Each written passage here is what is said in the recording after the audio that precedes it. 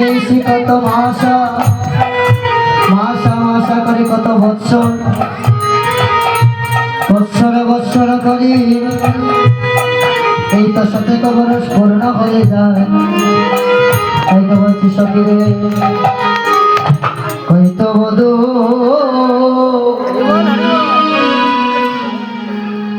বলছে সখী গোবিন্দ বলেছিল আজ যাবো কাল চলে আসবো, শত বছর পূর্ণ হয়ে গেছে এখন আমার গোবিন্দের কোনো দেখা নেই।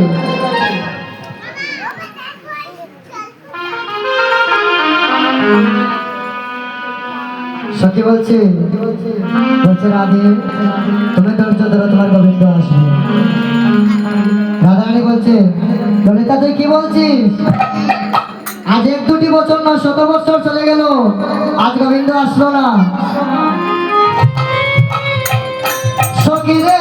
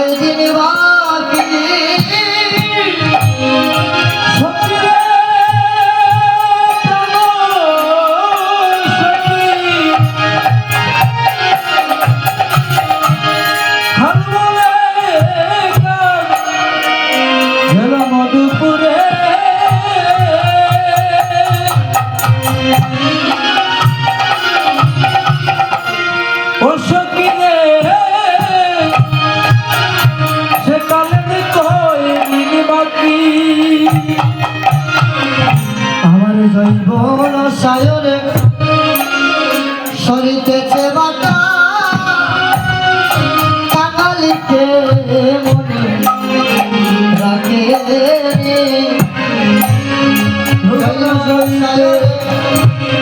সরিতে মাতা কাঙালি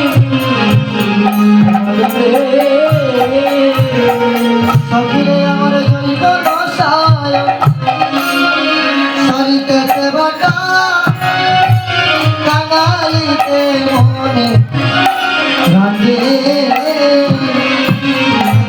আমার জৈবন সরিতেছে মাতা কাঙালি সখী গেলে যাব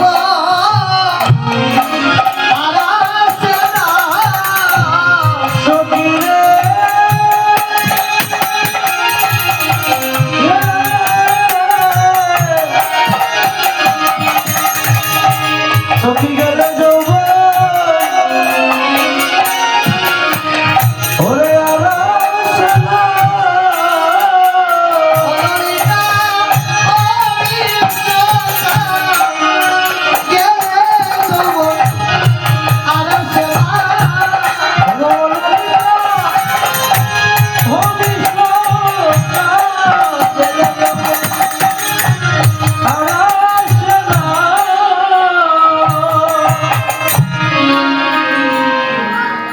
কাল বলে কালা গেল মধুপুরে সেকালে আর কয়দিন বাকি আমার জৈবন সাগরে সরিতেছে বাটা কাঙালিকে মনে রাখি।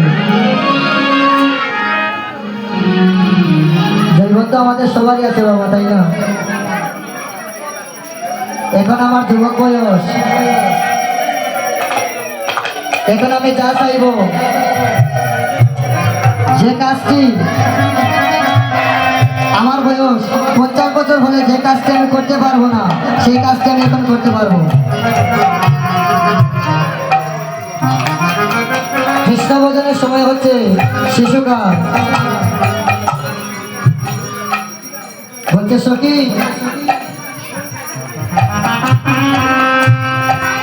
দেখবেন একটি জোড়া ফুল, বৃক্ষের মধ্যে যদি কোনো জোড়া ফুল থাকে সেই জোড়া ফুল থেকে আপনি গোবিন্দ সেবার জন্য আনবেন না, তাহলে এই দেহ যদি জরাজীর্ণ হয়ে যায় তাহলে কি গোবিন্দ সেবা লাগতে পারবো? তাই তো বলছে সখী রে, আমার জৈবন হয়তো চলে যায়, বলবো কি দিয়ে বধূ সেবা জীবনে কি দিয়ে